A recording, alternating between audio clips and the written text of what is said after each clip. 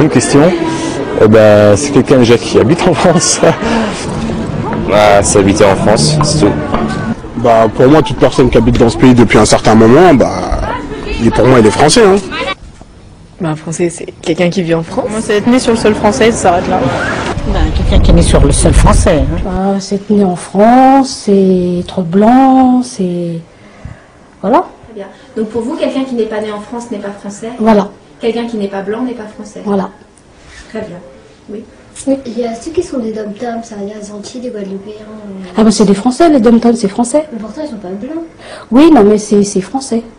Martinique, Guadeloupe, tout ça, c'est français. Si, être français, d'abord, c'est sur les papiers. Et ensuite, je sais pas s'il y a vraiment une façon d'être français, quoi. C'est avoir un passeport français. Et c'est tout. Après, le sentiment d'appartenance nationale, c'est un peu bidon. Une personne vivant en France, ayant une culture différente, peut-elle être française selon vous? Oui, après il y a des règles à respecter aussi, mais elle peut tout à fait avoir une religion et puis une façon de penser différente.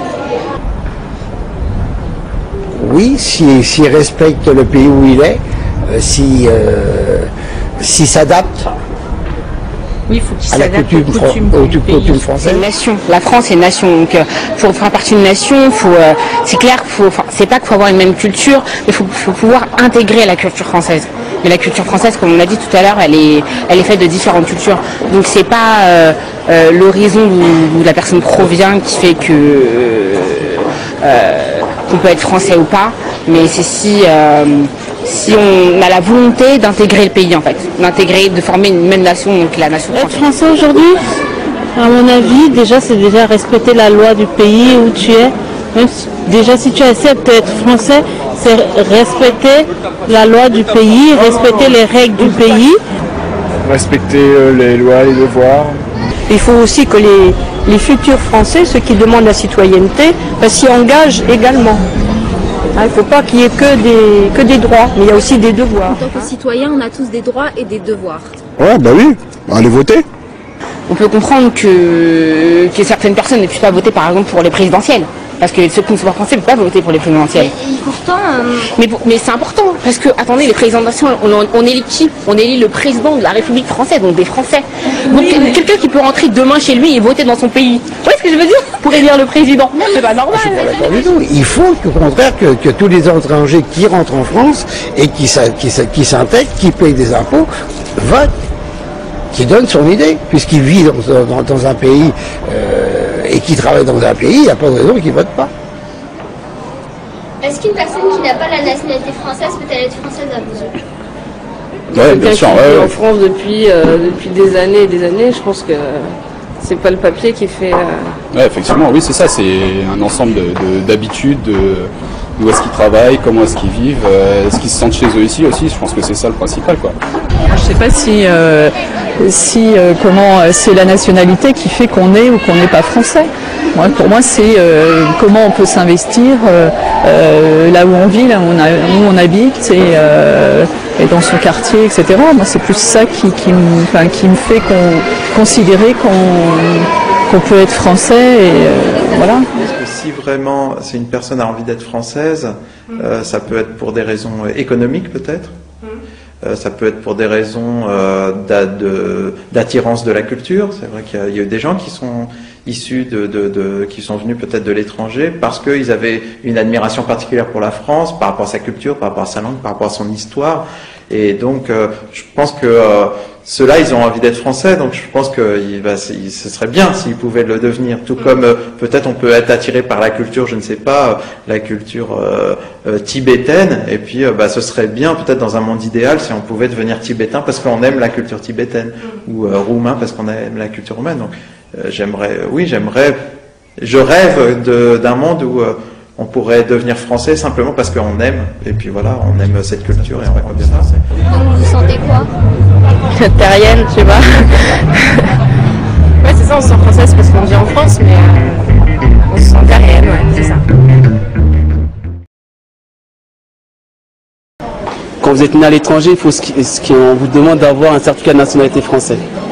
Moi je l'ai, mais quand j'étais petit, maintenant je suis majeur, il me faut un nouveau. J'ai déposé à Cergy, ça fait plus d'1 an. Je ne l'ai pas reçu, pourquoi? Posez-vous la question. Alors que je suis français. Hein. Je suis un Français qui a du mal à faire certifier qu'il est français. Vous vous sentez français? Bien sûr, je suis français. Et pourquoi vous n'avez pas la nationalité? Bah, j'ai fait la demande et ça met tellement de temps que... Bah, faut attendre. À partir du moment que le citoyen, la personne, elle est ici en France, elle travaille, elle pose pas de problème à personne, je vois pas pourquoi on lui donnerait pas la nationalité française. Parce que quand je vois des footballeurs qui sont ici, ça fait même pas 3 ans qu'ils sont en France, on leur donne la nationalité française, alors que le mec, soi-disant, il est français, il arrive même pas à dire 3 mots français, faut arrêter de se foutre de la gueule du monde. Moi, ça fait 22 ans que je suis ici, je l'ai pas. Et certains joueurs de grands clubs de France, ça fait que 3 ans qu'ils sont ici, ils ont la nationalité française. Donc là, leur truc, il est pas cohérent, je crois.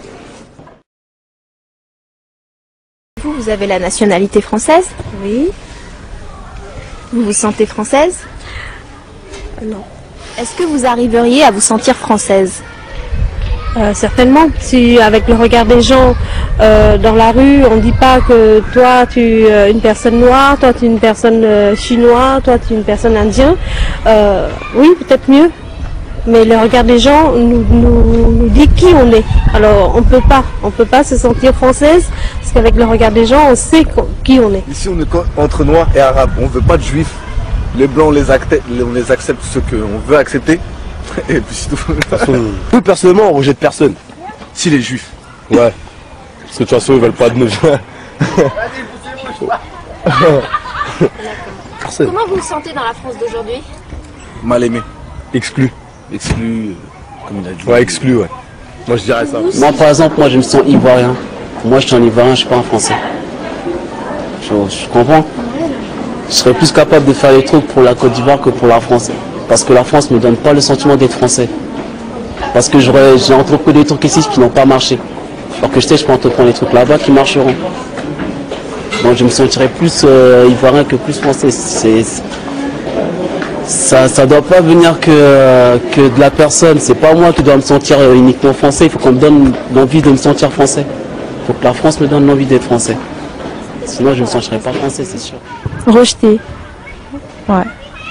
Pourquoi? Bah parce que la France d'aujourd'hui, c'est une France qui a peur. C'est une France qui a peur de l'étranger, qui se renferme sur elle-même. Notamment vis-à-vis de l'islam. C'est une France devenue islamophobe et dès qu'on voit une fille voilée, forcément, ou bien c'est une fille opprimée, ou bien il se cache, c'est une terroriste entre guillemets.